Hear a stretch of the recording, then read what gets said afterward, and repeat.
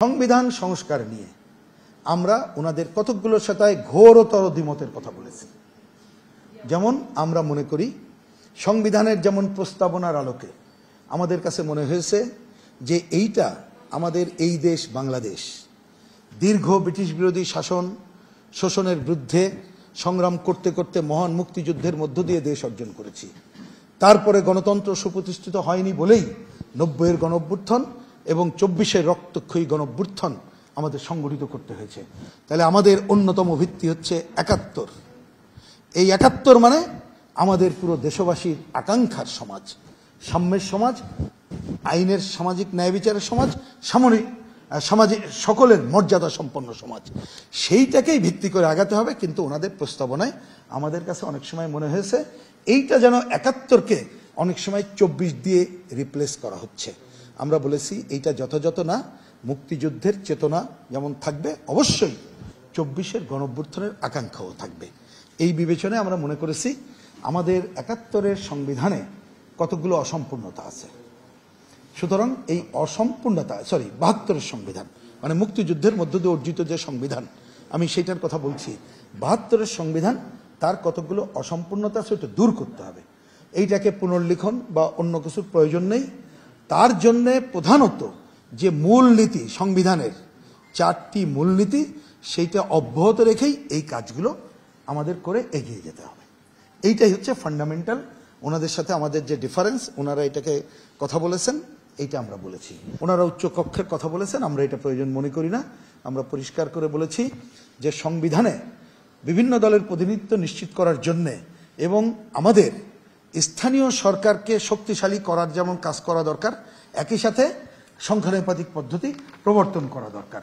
সেইটা প্রয়োজনে যা যা করতে হবে আমরা সেটা করার পক্ষে বলে আমরা আমাদের বক্তব্য ওনাদের কাছে তুলে ধরেছি।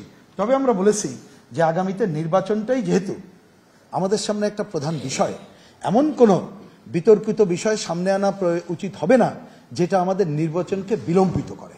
সুতরাং যত দ্রুত সম্ভব নির্বাচন ব্যবস্থার আমূল সংস্কার করে আমরা নির্বাচনের জায়গায় যেতে চাই। আমি আর দু একটি কথা জাস্ট নির্বাচন ব্যবস্থা সংস্কার সম্পর্কে বলেই আমরা অন্য জায়গায় চলে যাব। নির্বাচন ব্যবস্থা, এটা আমি জেনারেলি বললাম, কোনো প্রশ্ন থাকলে পরে আমি বলবো। নির্বাচন ব্যবস্থা সংস্কার বা তার আগে একটা বলি, দুদক সংস্কার নিয়ে আমরা সাধারণভাবে ওনারা যে কথাগুলো বলেছেন, সাধারণভাবে আমরা প্রায় অধিকাংশ জায়গায় আমরা ঐক্যমত্য পোষণ করেছি। দু একটা জায়গায় মনে করেছি যে অতীত দিনে বাংলাদেশ সরকার যে সমস্ত আন্তর্জাতিক ফোরামগুলোতে তারা যাওয়ার ব্যাপারে চুক্তিতে স্বাক্ষর করে নাই, আমরা বলেছি এই ব্যাপারে আমরা একটু জানতে হবে। এই তথ্যগুলো আমরা জানলে যেটা বাংলাদেশের জন্য প্রয়োজন সেই কাজ করতে হবে এবং দুর্নীতিতে যাতে জিরো টলারেন্স আমরা বজায় রাখতে পারি সেজন্য অবশ্যই দেখতে হবে। আমরা নির্বাচন কমিশনকে ওনাদের কাছে আমরা বিনীতভাবে একটা প্রশ্ন করেছি, যেটা আপনাদের মাধ্যমে আমি দেশবাসীকেও জানাতে চাই। নির্বাচন কমিশনকে আমরা বললাম যে দেখেন, এই পয়েন্টে বাংলাদেশের সবাই একমত যে সুষ্ঠু গ্রহণযোগ্য নির্বাচনের জন্য যা যা সংস্কার করতে হয় সেটা করেই দ্রুততম নির্বাচনে যেতে হবে। তা আপনি স্প্রেডশিটে যে কোশ্চেনগুলো দিয়েছেন, সুষ্ঠু গ্রহণযোগ্য নির্বাচনের জন্য ঐক্যমত্য হওয়ার মতো অনেক পয়েন্ট রয়েছে যেটা ওনাদের বইতে আছে, সেইগুলো কেন আনলেন না? তার মধ্যে যেমন টাকার খেলা বাদ দিয়ে যদি আমরা এইরকম একটা নির্বাচন ব্যবস্থা করতে পারি যে নির্বাচনে যারা দাঁড়াবে সবার সম অধিকার থাকবে দাঁড়ানোর, টাকার উপরে নির্ভর করবে না। প্রজেকশন মিটিংয়ের দায়িত্ব নেবে নির্বাচন কমিশন, অন্যটা কেউ কিছু করবে না। তাহলে এই পয়েন্টটা আপনি আনলেন না কেন? আপনার আনলেন না মানে কি ওনার বইতে লেখা আছে? আমরা বললাম এই রকমের, যেমন ধরেন স্বাধীন নির্বাচন কমিশন দায়িত্ব পালন করবে, দলে কোনো মনোনয়ন বাণিজ্য হবে না, রাজনৈতিক দলগুলো জোর জুলুম করবে না, পরস্পরের সংকটগুলো করবে না, ভোট দেওয়ার ক্ষেত্রে বাধাদান হবে না।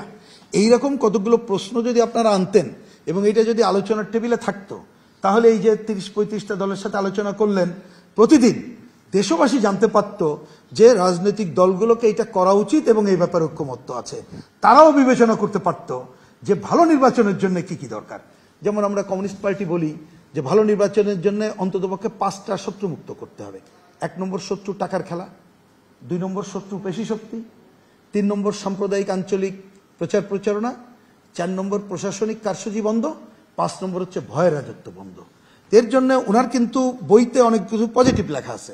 আমরা আজকে অনুরোধ করেছি যে এইটা যাতে সামনে আনা যায়, তাহলে কিন্তু আমরা ঐক্যমত্য হতে পারবো, এবং ঐক্যমত্য হলেই এইটা প্রচার প্রপাগান্ডা করতে পারলে দেখা যাবে রাজনৈতিক দলগুলোর উপরে চাপ হবে এবং আমরা একটা ভালো নির্বাচনের জায়গায় যেতে পারবো। সেইগুলো ওনাকে আনার জন্য আমরা আজকে বিনীত অনুরোধ করেছি।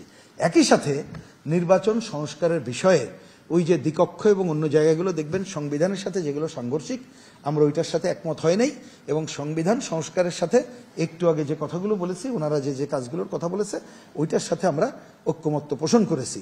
কিন্তু আমাদের নির্বাচন কমিশনকে বাদ দিয়ে অন্য কোনো টিম গড়ে তোলা বা একটা উপরে অনির্বাচিত সুপ্রা টিম গড়ে তোলা, তার সাথে আমরা ঐক্যমত্য হইনি।